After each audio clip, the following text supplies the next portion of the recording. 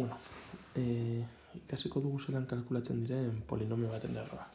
Kasu honetan polinomioa hemen daukagu, hau izango zen polinomioa, eta polinomio baten erroak edo zeroak aurkitzea azkenen izango da bilatzea zenbaki batzuk, zeintzuk egingo duten polinomioaren balioa zero izatea. Hau da, isa berdina denean, honek adierazten du hau, isa berdina denean polinomioaren balioa zero izatea. Hau da, ze zenbaki egon behar dira isak agertzen diren lekuetan emaitza zero izateko?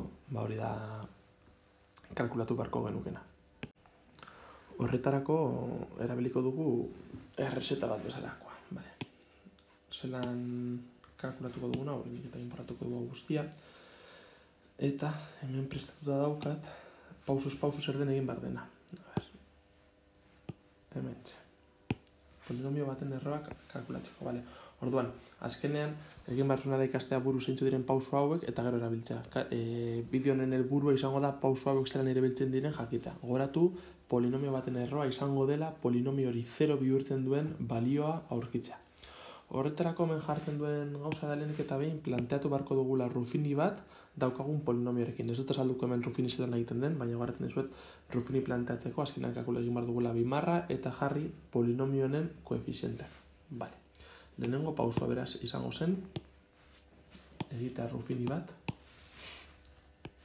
Horrelakoa izaten da Ruffini eta hemen jarriko ditugu goian, bat, -5, 3 eta 9. Eta fijatzen baldin bagara, azkenan egin duguna da hemen dagoen zenbaki horra, hemen dagoen zenbaki horra, hemen horra eta hemen horra. Horatzen dizuet zenbakirik ez baldin bada agertzen hor bat daukagula, bale?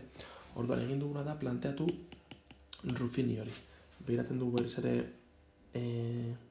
arauak edo erregela hauek zer esaten diguten eta bigarren pausua izango zen, jarriko dugu hemen astatzen baldin badu. Vale, jartzen dugu. Identifikatu gai askea eta deskomposatu. Jarri dizuet hor gai askea azpimarratuta askotan ez dakigulako zer den gai askea, baina oso horreza aurkitza. Gai askea izango da kasuetan 9. Gai askea izango da polinomioan isarik ez daukan gaia edo zenbakia. Bale, kasu honetan 9. Eta jartzen du, identifikatu gai askea eta deskomposatu. Deskomposatu behar dugu zenbaki lehenetan, bai positiboak eta negatiboak, baina hori ziurrenik aurretik dakizuela zelan egiten den. Beitu, hau jarriko dugu hemen, eta deskomposatuko dugu 9 zenbakia. 9 zenbakia deskomposatzen da, ez dakitzen ikasiko zenuten, baina 9 jarri alduzu hemen, 9 zati 3 badakigu emango digula 3, 3 zati 3 ematen digu bat, eta hori bukatzen dugu bat lortzen dugunean, beraz badakigu 9 izango dela 3 bider 3. Aurkitu behar ditugu zeintzu diren beratzirekin zatigarria diren zenbaki guztiak. Kasu honetan izango da. Borratuko dut hemen jarri duena. Eta zenbaki horiek izango dira. Aldi batetik. 9 zati bat, bai. 3, horreitzi bertan aurkitu gurako. Eta baita ere 9. Hau beti jarri beharko dituzue. Bat eta zenbakia bera beti izango dira. Bilatu behar dituzunak azkenean dira hemen agertzen direnak. Eta kontuz, baita ere jarri behar dituzulako zenbaki negatiboak berdinak, baina negatiboak -1, -3 eta -9. Beraz ja, berez ere mugitzen baldin bagara, bale? Egin dugu lehenengo zatia egin dugu, bigarrena baita ere, orain jartzen du, Ruffini ezberdinak frogatu bigarren pausuan lortutako zenbakiekin. Bigarren pausuan lortu ditugun zenbakiak, hauek dira. Vale? Beraz planteatu behar dugu hemen daukagun Ruffinia zenbaki guzti hauekin. Badakit luzea esan daitekela, baina horrela kalkulatzen da. Joan borko gara Ruffini ezberdinak egiten zenbaki hauekin eta biratzen baldin mogula horren pasua jartzen du. Hemen txiken jartzen du. Ondarra 0 ematen badizu, polinomioaren erroa aurkitu duzu. Hau da, planteatu beharko ditugu 6 Ruffini ezberdin zenbaki hauek izango dira Ruffiniren zenbaki guzti hauek joango gara hemen sartzen eta Ruffini ezberdinak egiten. Eta horietako batean 0 ematen baldin bego du emaitza, erabili dugu zenbakia hori izango zen erroa. Bale, hau guztia salduta joango gara Ruffini ezberdinak egiten. esan bezala planteatu ditugu 6 rufini ezberdin, eta 6 rufini horietan joango gara kokatzen hemen agertzen diren zenbaki guztiak.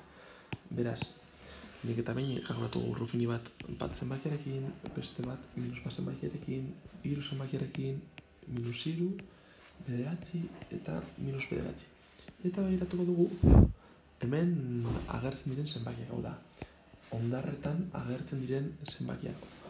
Hondarretako zenbakia, baten bat 0 ematen baldin badu, jakingo dugu jarri dugun zenbakia, hau da, leku hauetan jarri dugun zenbakiak ea polinomioaren erroak diren edo ez, begiratuko dugu. Nola ikusten ea hor 0ak agertuko diren edo ez. Vale. Beraz, joango gara egiten. Denik eta behin, hemen bat bider bat, minus lau, hiru minus lau, minus bat, minus bat, eta hemen sortzi ematen du. Nola ez duen 0 emoten, badakigu bat zenbakia ez dela izango polinomioaren erroa. Zaiatuko gara orain, minus batekin.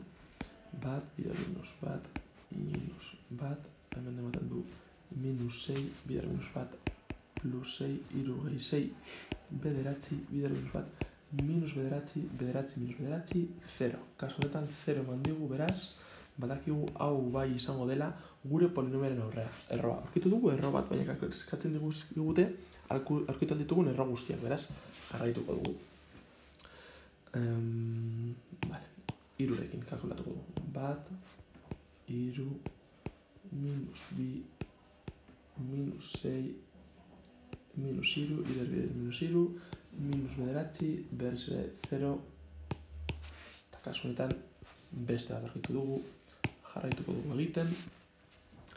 Bat, minus hiru, minus sortzi, minus hiru, minus hogeita lau, gehi hiru, minus hogeita bat, eta minus hogeita bat bider minus hiru, ematen du zenbaki bat dela plus hirurogeita hiru, eta hau fijo ez duela 0 emango, ematen duelako hirurogeita hamabi, beraz, badakigu hau ez dela gure polinomioaren erroa, egingo dituko azkenengo biak zestu izan, bederatzi, lau, hogeita hamasei, hogeita hemeretzi bider lau, emango du zenbaki oso handi bat, eta hemen ez du 0 emango. Beraz, badakigu, batzuetan garatu alzarete, ez duzue guztiz egin behar, ikusten baldin bauzue ez duela 0 emango, geratzen zarete, hori bai, denborarekin lortuko zu intuizio hori. Hemen bat,